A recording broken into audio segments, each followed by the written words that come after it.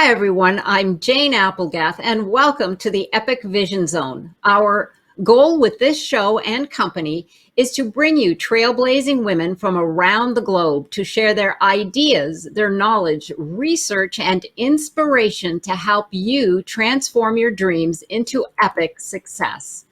Today's epic female entrepreneur is Margot Zaher, an Amazon best-selling author and empowerment and relationship coach. Margot holds a master's in psychology and is a certified professional coach, hypnotherapist, and EMDR facilitator. Her expertise is in coaching women in stagnant or troubled relationships to break free of unhealthy patterns, shift fear into confidence, and reclaim their power so that they can experience deeper levels of connection and intimacy with their partners. As the creator of the Women's Empowerment Academy and the Relationship Reset Bootcamp, Margot has helped hundreds of women reclaim their power in intimate relationships. Her Amazon best-selling book titled The Golden Cage, From Entrapment to Empowerment, guides readers through a step-by-step approach to identify and break free of life's cages, including relationship ones. Margot applies her personal experiences to being stuck in troubled relationships, to manifesting her soulmate, to help women create greater intimacy, connection, and trust in their relationships. She has been featured in Authority Magazine, Thrive Global, Bustle, appeared as a guest on numerous relationship podcasts, and is an executive contributor for Brains Magazine. Welcome, Margot. Thank you so much. It's a pleasure to be here today with you. Thank you, Margot. Oh my gosh, so that our audience knows, we've been a little frazzled. We've had some technical difficulties, some major technical difficulties. So we're all here trying to catch a breath and move forward. So we're all grounded now. And my first question, because I spoke earlier with Margot and we had some incredible insight into her past, which I say goes from corporate success to starting over. And to a very young age at 29, I asked myself, you took the leap from a secure job in Paris, France, of all places, and you took the leap to working as an entrepreneur. Tell our audience a little bit about that and your why. Yeah, so I was working as a brand manager for Procter & Gamble in Paris, and it was this very prestigious job. And unfortunately, though, I was really not happy. Like in my heart, I knew I was meant for more things. I would wake up in the morning and just dread going to work. Mostly because I thought that it didn't really serve a good purpose. I thought getting clothes cleaner, selling detergent wasn't really my mission in life. And so I was pretty miserable. I felt lost and like my life had no real meaning. So that's what put me on the search to let go of a really secure job in a corporation that's very prestigious. Yes, that must have been a difficult decision at 29. You know, you said to me earlier that a lot of your friends and families were basically thinking, what is wrong with you? You've got a great job, great pay, and you're living in Paris, France. So that took a lot of guts to make that decision. Yeah. It totally did. You know, it's why I have this book called The Golden Cage. I was like living in my own imprisonment I had created out of fear. So you're right, that fear was what was holding me back. And finally, I reached a moment, though, where I realized that I was never going to be happy no matter what I did. I had tried so many things to make this work, but in my heart of hearts, I knew this was not my passion and that I needed to follow my heart. So I decided it was better to go for it, go back to school and do what I really wanted to do versus staying stuck in what I call a golden cage and be miserable. Well, good for you. We'll unpack the golden cage a little further down the road, but I have to say, at that early age to take that leap it takes a lot of bravado and courage. So now, when you started your business as an entrepreneur, you first walked into the field of hypnotherapy. And share with us a little bit about how you got your clients then and how you solicit your clients now, because there's been a big shift in the way that people acquire clientele now. Well, first of all, I would love to kind of chat a little bit about why I kind of went into hypnotherapy and a little bit about that shift, because I think it's really interesting.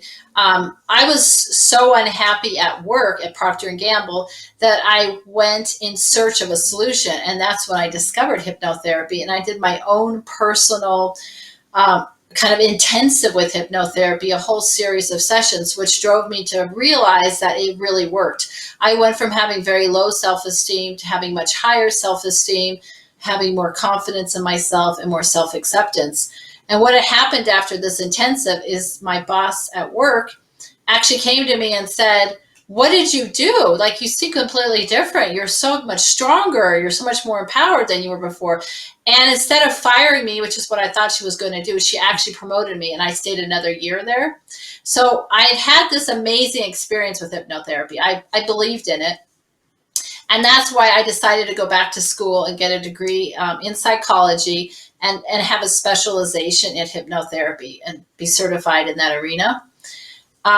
So back to your question about clients. So at that time, and I really focused on doing health fairs. So I would go and set up a booth and say, "Do you know what hypnotherapy is?" And then I would give people like little demos. I would invite them into my office. I had a physical office where we would do a free session so they could get a sense of how hypnotherapy works, how you access your subconscious mind, and really help them pass through those kind of concerns and obstacles about what is this crazy thing called hypnotherapy, right? Like it needed to be hands-on. So a lot of my work was that way. And then I've always really been into networking.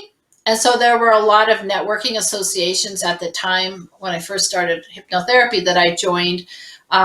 Leads groups, that's when you basically have a group of people that support each other and referring business to each other.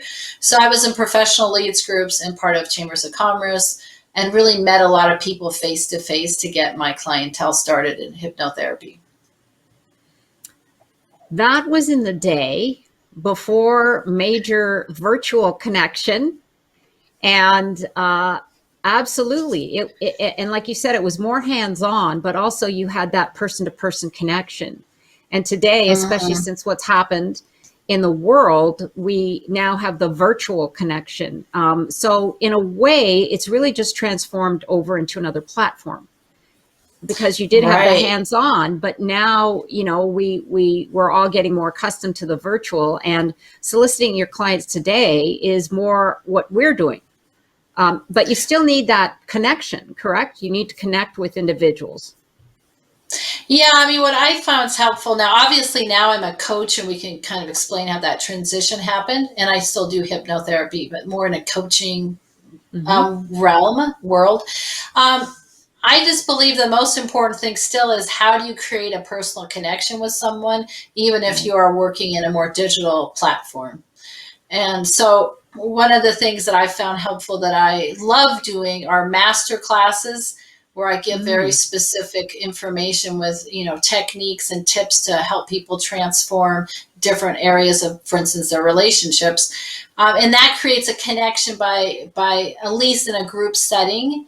And then I invite people to participate in a one-on-one experience if they need more information or support to get a little sense of who I am and what I'm up to. So there still is that one-on-one connection eventually in the process, but more via a Zoom call.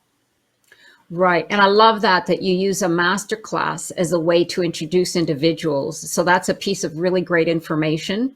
So, you know, don't be afraid to sort of launch one of those to get people to get to know you and connect.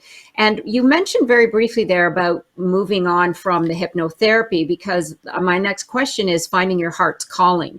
You talked when we were speaking earlier about your business niche, and you discovered hypnotherapy wasn't really your plan or your path, and you shifted your focus. So what advice would you share with entrepreneurs who are challenged in finding their niche And just maybe explain a little bit more about that, because we often get frustrated if when we step into an entrepreneurial position and we think this is what we really want to do, and then we get frustrated because we discover that's not, so we kind of beat ourselves up.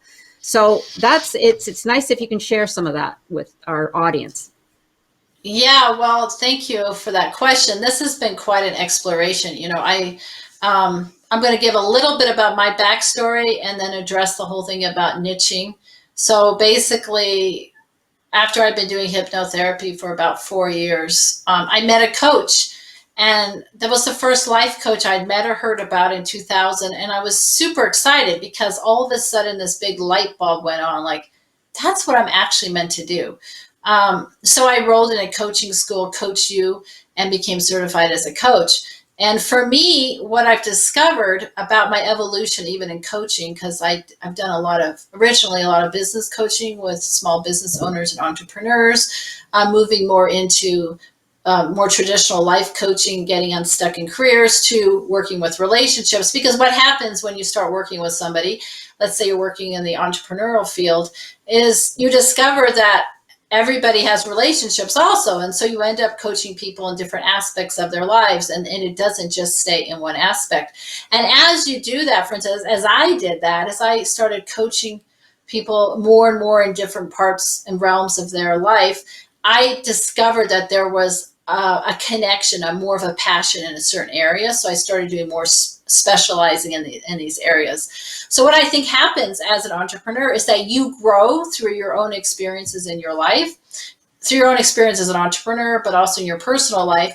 And that as you grow, your heart draws you to different paths, and it's kind of normal as an entrepreneur almost to need to continue to reevaluate who you are and what you really want to bring out to the world, because as you grow, that probably will change and you'll have different gifts to offer the world because you are evolving, and thank goodness we are all evolving. That's for sure. That's a great piece of advice and information, because you're right. We are evolving, and even our goals, what they might be today, will change next month, next year. And so our paths could shift. So just be flexible with yourself and know that that's okay. And speaking of go ahead.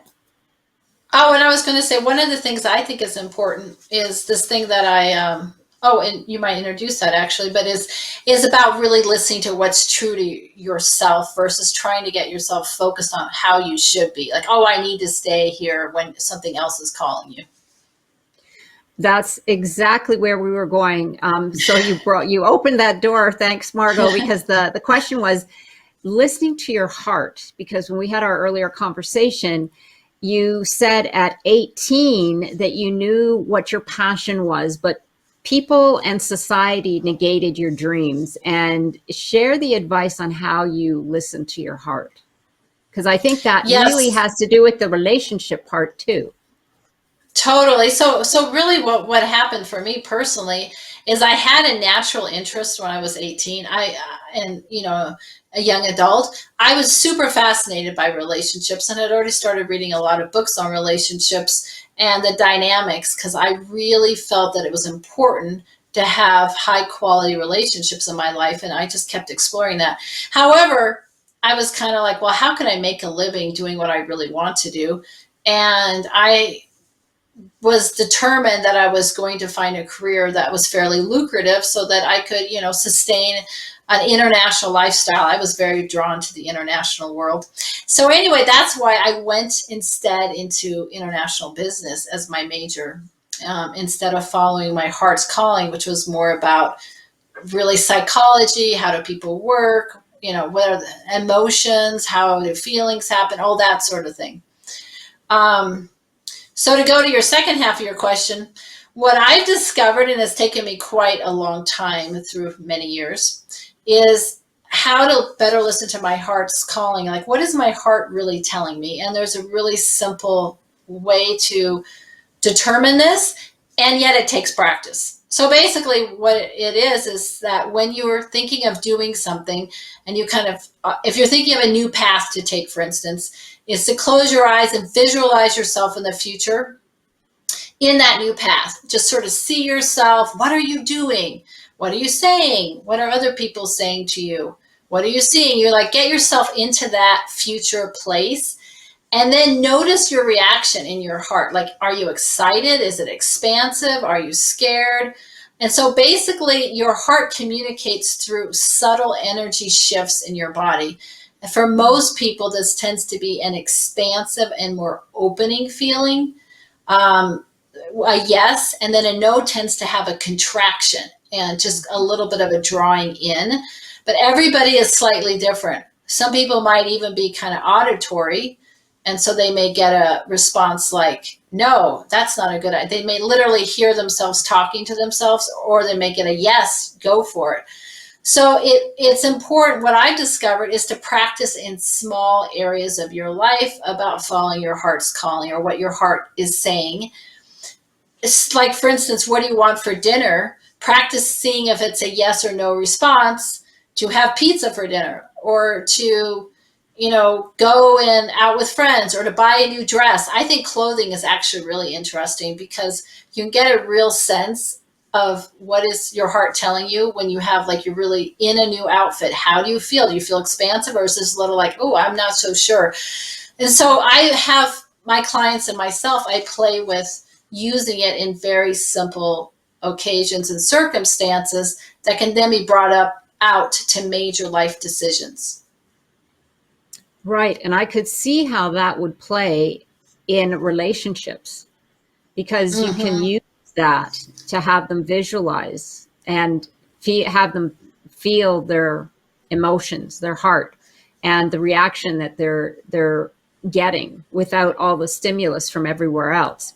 That's really interesting. And it's a great practice that any of us can do anywhere, for anything, for that matter, whether it's taking the leap or going out with someone new or trying something new. Yeah. That's I use that in all realms. Oh, thank you. Yeah, I love that exercise. Now, your book, we mentioned it very briefly at the beginning, The Golden Cage, from Entrapment to Entrepreneur. Entrapment to empowerment. Excuse me. I've got that here, from entrapment to, my bad. I wrote it incorrectly. That's fine. So yes, from entrapment to entrepreneur. Now, explain the power of that metaphor, because I loved how you used it in the book and your title.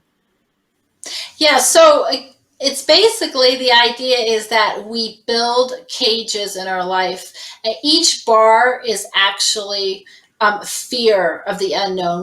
When there's a new level of fear that comes in, we're like, oh, I'm going to stay here. I'm going to build this cage around myself. But really, the cage is made out of gold bars, gold material, because there are gifts and good things about this cage. There can be prestige, financial wealth. For instance, in my job at Procter & Gamble, I had the prestige, and I was making a good living. That, for instance, was golden for me. In a relationship, it can simply be that, you have a beautiful house, that you're comfortable in it, that you have a whole family unit set up.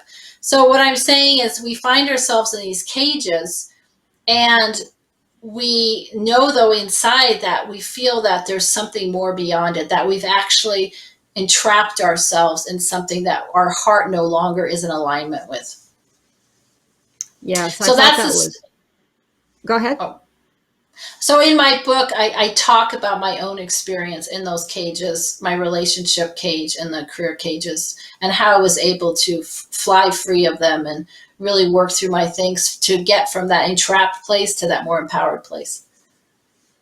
Yes, it's a great book. I would encourage anyone to read it. It really does, and it's beautifully written. It's in more of a story form, and I love that we call it the golden cage, because we often think that that's the realm of where we want to live, or what we should be living is more the point. But that's why it keeps us entrapped, is because it is golden, but maybe not golden to us in our heart, but it's golden from a societal point of view. But yeah, I thought that was a beautiful way of putting it, because when I first picked it up, I thought, oh, the golden cage, meaning it's a good thing. But see, therein lies the metaphor, because we think it's the good thing, but really it's what's holding us back. So yeah, I love that. Yeah. Thank you so much, Jane. And I do want to say that, like Jane said, it is a half memoir and half coaching technique. So Hmm. it has a very authentic flavor because I really express some really deep, intense things that happened in my life in it. Yes, it's wonderful. I would recommend it to everyone, and that's what makes it good reading too, because it does have the story. It's not just a how-to, Hmm. and we always resonate with stories. Now, you're a relationship coach, right? And now in your profession, and tell us a bit about how you empower women through relationship coaching, because as you and I discussed earlier, if your relationship is off, it affects all aspects of not only your life, but your business. And especially if you're going to step into the realm, or you are in the realm of entrepreneurship, you need to be all there. So give us some insight into that. Yeah, one of the big things that I run across with women and my clients in particular is this sense of, to begin with, they come to me almost in this sort of victimhood or disempowered state, like, there's nothing I can really do. I have to put up with this. I have to put up with this relationship experience. I'm not getting my needs met. There's a sense of everything is not going how I need it to go, and I'm really unhappy, and they don't know what to do differently. So part of what I'm really about is helping identify those unhealthy patterns, behavior patterns that are creating distance in the relationship, that are creating disconnection. So a lot of times both parties, of course, have their triggers. And one of the things that I work on is identifying your core triggers that are having you interact with your partner in an unhealthy way, and go back and figure out where those core triggers started and help shift those triggers. For many people, it can be a past relationship, or it can be even when they were a child, that there's some past trigger that anytime their spouse does something, it triggers that past wounding. And that creates this disconnection. It can create fighting. It can create feeling rejected, abandonment. So there's a lot of really unpacking those unhealthy patterns, and then taking a more empowered, reprogram a new, more empowered belief system. So basically it's shifting these, like, I can't do anything about this. I'm at this person's mercy, or I don't have I can't change anything, to, yeah, I actually can do something. I can shift my own behavior patterns. Right. And my own beliefs, because our My own thoughts, beliefs. yeah, Yeah. our So the perspective. beliefs really create, yeah. Yeah, no, go ahead. Go ahead. The beliefs really create your behavior patterns. So it's shifting your negative beliefs to the more empowered beliefs, and also shifting the negative energy to more empowered energy. So one of the big issues for most people is they don't know how to handle the energy, the feelings, and the emotions in their bodies. They don't know how to handle anger, how to handle grief, sadness, rejection, abandonment, all those intense emotions. And Hmm. so another thing that I do is help people shift their relationship to their emotions so that they feel more Mm. empowered with them and not overwhelmed by them. So what I mean, for instance, is, like, if you have anger that overwhelms you, you're going to throw anger out on your partner. And because you throw anger out on your partner, you're probably going to escalate into arguments and fights. So I help people really work with that anger energy and help them diffuse that energy in healthy ways, and then go and have an empowered conversation with their partner so that they can get their needs met. Because most of the time, anger actually comes from not getting one's needs met. But if we don't ask for our needs, or we haven't got our needs met for a long time, it can have built up to a really high level. And then it's really hard to ask for your needs to be met in a way that is connected, solid, centered, instead of reactive. Right, right. But I love that you coach people on how to respond and deal with their emotions, and that brings the awareness, because often we just, if it's anger, we fly off the handle, or if it's sadness, we break down. But if we take that moment after repetition, after the coaching that you've instilled, then we can sit back and say, okay, now wait a minute. be curious and what's happening, because that makes such a difference. But that is so powerful. That could serve everybody in all aspects of life. Really. Yeah. It's Yeah, very I mean, powerful. I personally wish that they, had courses in college or even younger, I mean, in high school, about how do we work with our emotional bodies. Hmm. I think we spend so much time focusing and studying other things, but really we don't know what to do with our emotions, and they take over us, they overwhelm us. And so a lot about this is developing new healthy behavior patterns and relationship to our own emotions. And then we can really be in what I call the sovereign state, the state of centeredness when we interact with our partner about getting our needs met, communicating really important things. And I don't, it just, so what I'm trying to say, it's not about you not asking for what you want, but it's about coming from a different place, Yes, a place of absolutely. empowerment. I love it. Wow, Margot, that is such a light bulb. I mean, it's very impactful, and I think, lots of individuals can not only relate to that, but can benefit from that. And speaking of emotions, the next question actually has to do with the emotion of fear. How would you move out of fear in a business or your relationship? Because fear is so powerful.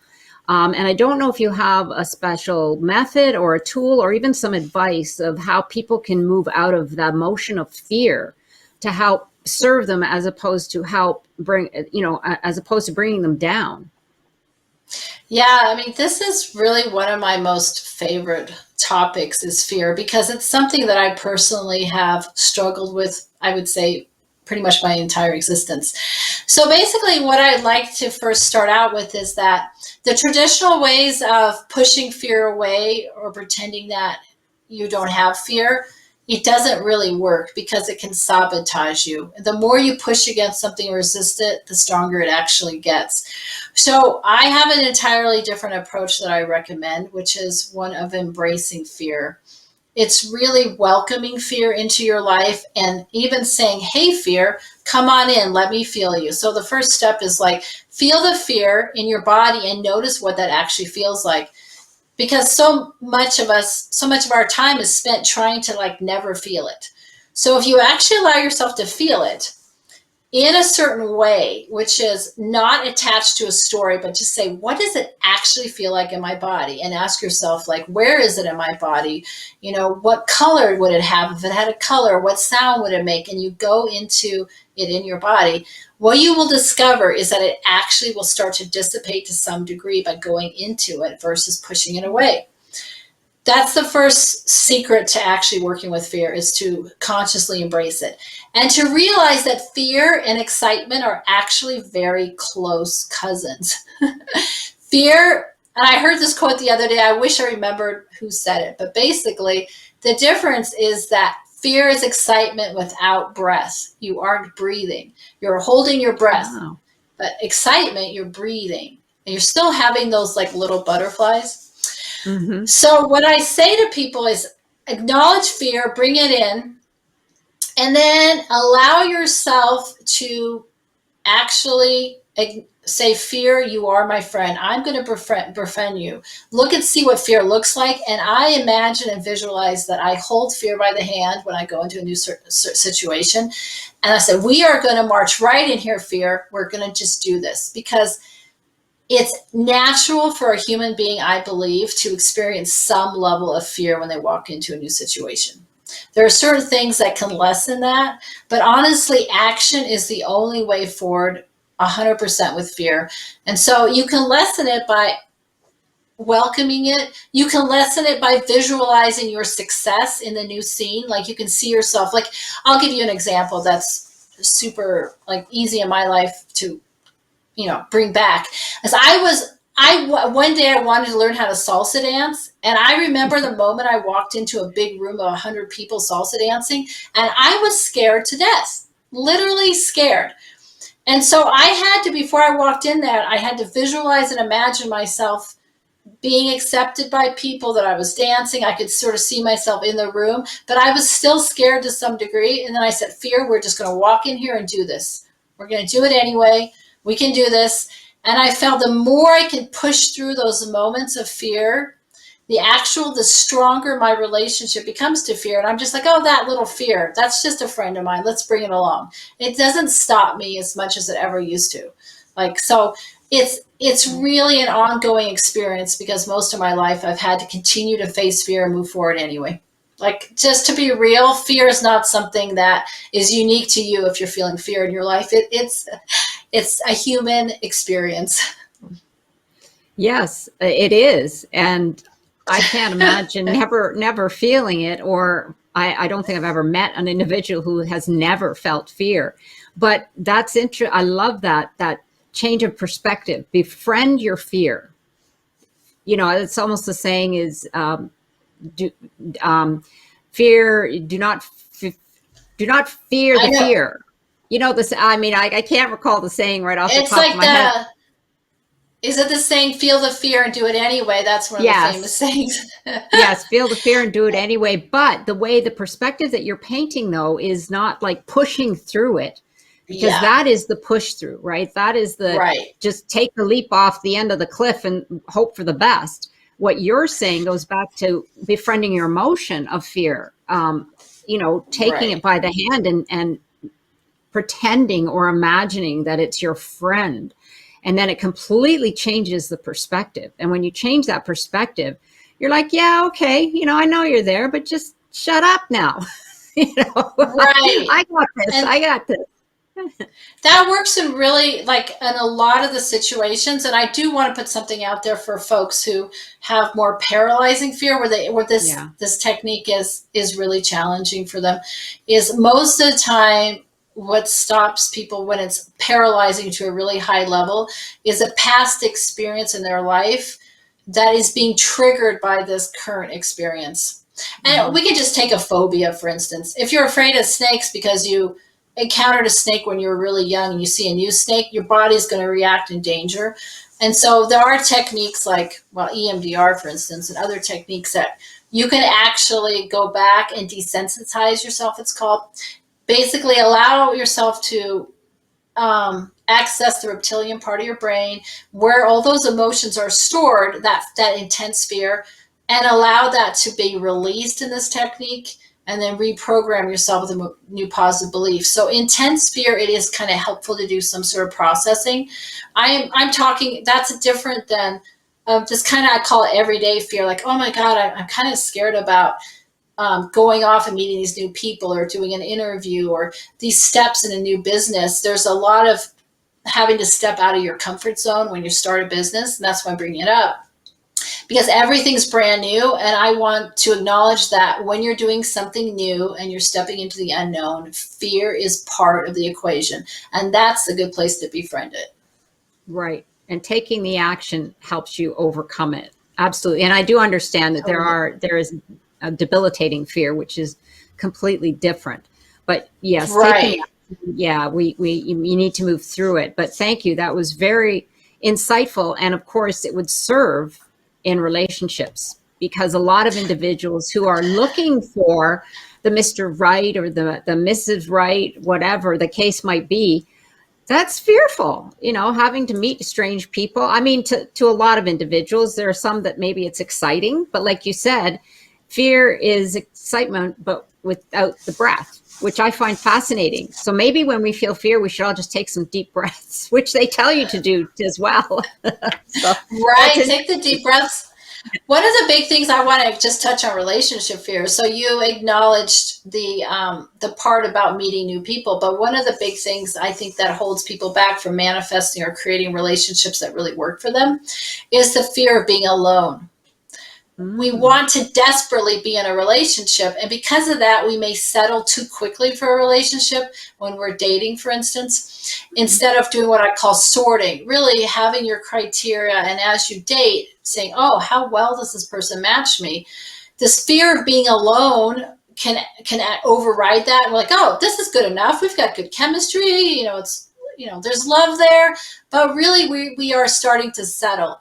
And I just noticed that that's something I did over and over in my life until I really learned my lessons on it. I used to settle. Now, obviously, now I'm with my soulmate and it's beautiful. But I had a habit of settling until I really got the concept of sorting into my being. Right. And because I had to face my fear of being alone and my fear of like, it's better for me to really stand in my power, ask for what I need and want in a relationship versus settling. And when I Mhm. could face that fear of being alone, it all transformed. Wow, that's a great piece of advice. So well, actually, my next question was manifesting your dreams. Now, whether that be a relationship or business or personal, uh, I'm not sure if is that your best piece of advice, or is there something else that you might like to share about Oh, manifesting, your dreams? I have a lot of thoughts about manifesting your dreams. One of them is definitely getting a clear vision. So, of course, in order to manifest anything, it's important to be able to know where you're going and what your vision is. One of the things that I think is really key to keep in mind is that you don't have to know the how when you think about the vision. That it's just about where am I going, not exactly how am I going to get there, because those steps will unfold as you go along. The other thing that may happen in this process of manifesting your dreams is as you take those steps forward towards your vision may change, is what we were just discussing. Even if it changes, it's still important to have a roadmap to understand where you want to put your energy. So that's I think the first step towards manifesting your dreams is just getting that clarity. Hmm. That's interesting. Clarity, because that goes right through to business, life, relationships. Yeah. Very, Uh, very interesting. I mean, most of the time when I've worked with clients in the past around their dreams, and specifically, a lot of them came to me for career guidance. I would say, well, what do you really want to do? And they're like, I don't know. I'm not really. So there's a lot of, when you're in the I don't know, it's really hard. Think about it this way. You can't put your energy in any direction. It's all scattered. So Right. we are much more we're very powerful beings when we have focus. So the Yes. point in this is if you have a vision, you can put your energy towards that vision and then shift if you need to, but at least you can channel your energy in that direction. Um, and the other thing I think is super important is know that you are going to run across obstacles. Be aware that obstacles are a part of manifestation. Because most people are like, well, why am I hitting an obstacle? Oh my gosh, there's something terribly wrong. Maybe I'm going down the wrong path. We make up these crazy stories about obstacles and we think that we've made a mistake, that it's never going to work out. Our mind, we run across one or two obstacles, it makes this crazy story about, Mm. oh no, everything's going bad. Maybe I shouldn't do this, and then a lot of self-doubt comes up. So Mm. be aware. If you're aware of the fact that you are going to encounter obstacles and this is normal, it will help you manifest your dreams because you will be able to move through those obstacles and know that that's part of the process. Yes. Thank you for making us aware of that, because you're right. We think because we're so clear, we've got clear sailing. It doesn't always work out that way.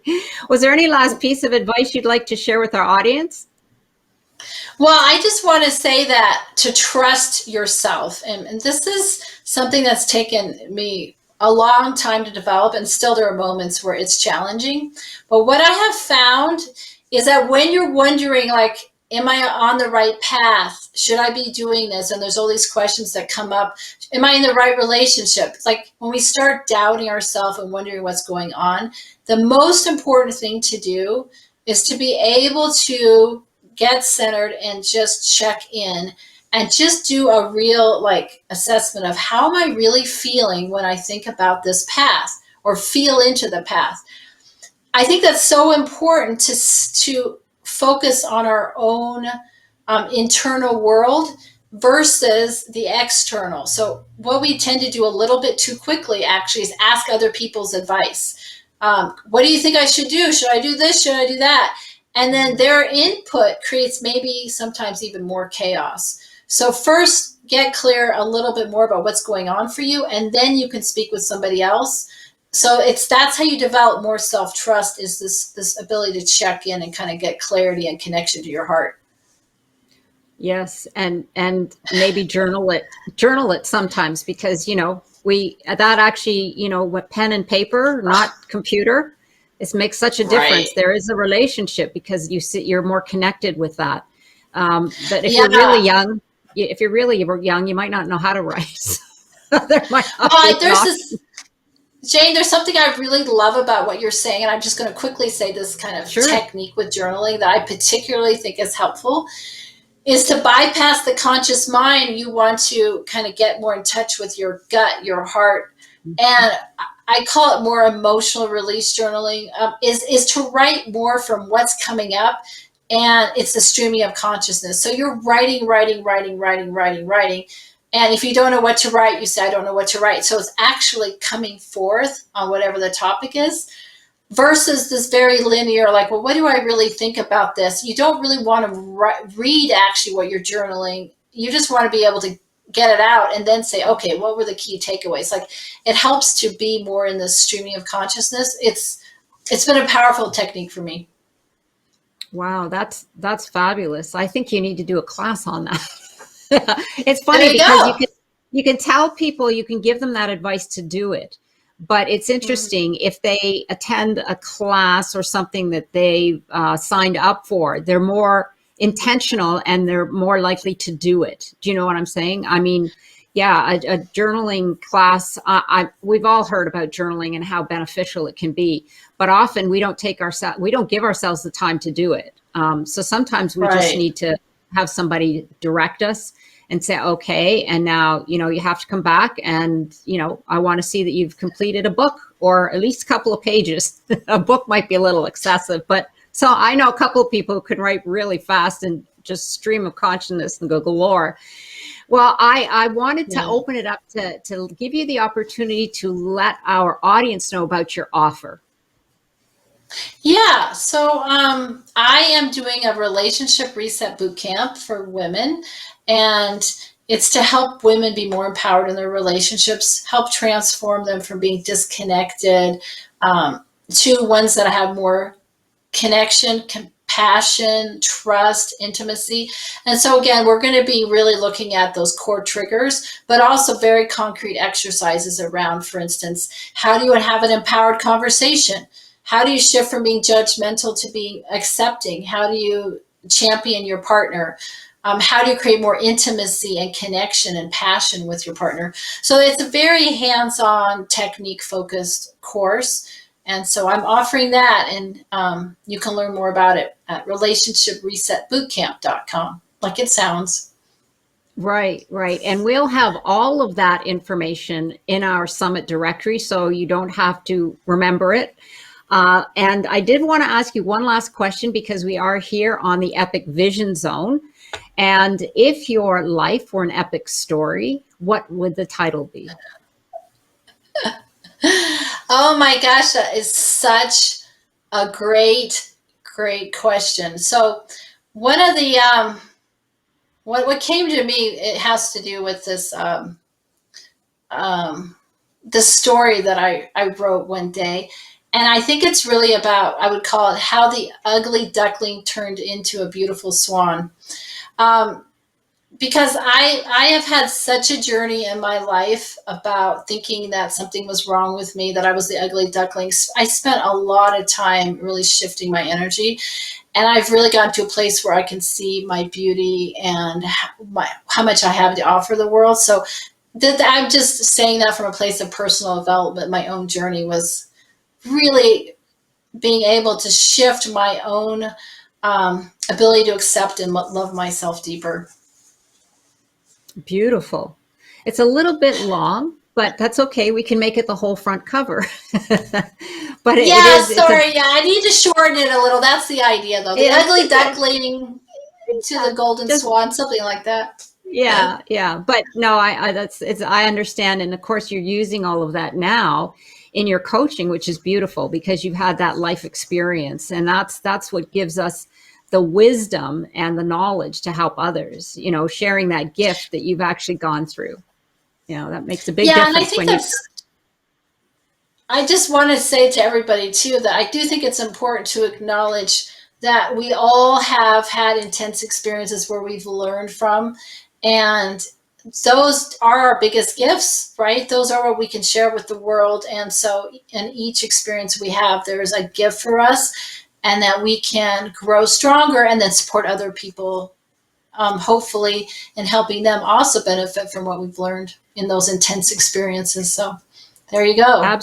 Absolutely. I so appreciate that. And everybody understand that as well, as if you're going through something, there'll be a reason and there'll be a way for you to use that as a gift later on in your life. And I wanted to say thank you again so much, Margot, for being here with us. We had a lot of technical struggles to start with, we did. but we powered through it. We powered through it, hair on fire, but here we are. Yes. And I want to encourage everyone to go to Margot's page and bio on the Summit directory.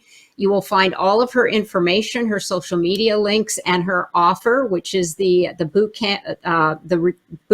It's a boot camp, right? Yes. Right. Yeah. Relationship Reset Bootcamp. There you go.